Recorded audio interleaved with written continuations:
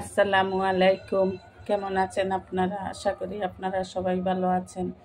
আলহামদুলিল্লাহ, আল্লাহর রহমতেও আপনাদের দুয়ায় আমরাও ভালো আছি। আমি আজকে কচুর মুখি দিয়ে ডাল রান্না করব চিংড়ি দিয়ে।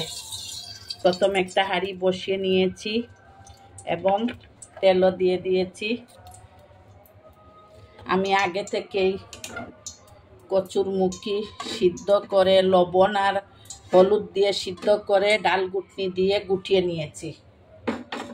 এখন আমি চুলায় তেল দিয়ে দিলাম। এখন আমি পেঁয়াজ কুচি দিব।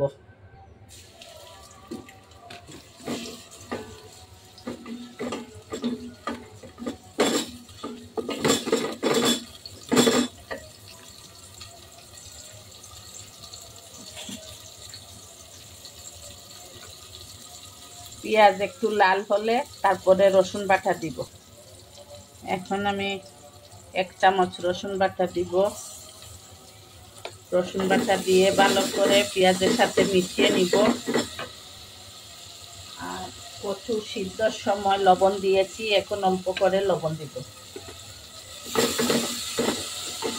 এখন আমি সামান্য হলুদের গুঁড়া তো দিয়ে সিদ্ধ করে নিয়েছি। এখন আমি সামান্য হলুদের গুঁড়া, মরিচের গুঁড়া, ধনিয়ার গুঁড়া দিয়ে দিব। আমি হলুদের গুঁড়া, মরিচের গুঁড়া, ধনিয়ার গুঁড়া দিয়ে দিয়েছি। এখন একটু পানি দিয়ে ভালো করে মশলা কষিয়ে নিব। সাথে কুচো চিংড়ি দিয়ে দিব। এই কচুরলতির ডালটা, কচুরলতি না, কচুর মুখির ডালটা আমি এই চিংড়ি দিয়ে রান্না করব। এটা হবে চিংড়ি দিয়ে কচুর মুখির ডাল।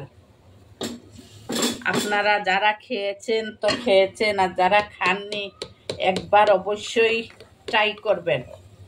ট্রাই করতে তো অসুবিধা নাই, ট্রাই করলে দেখবেন যে এটা খেতে কেমন মজা।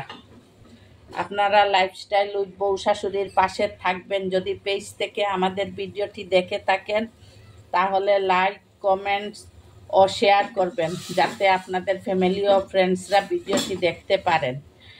আর ফলো দিয়ে আমাদের পাশে থাকবেন। আর যদি ইউটিউব চ্যানেল থেকে দেখে থাকেন তাহলে প্লিজ আপনারা একটু সাবস্ক্রাইব করে নেবেন।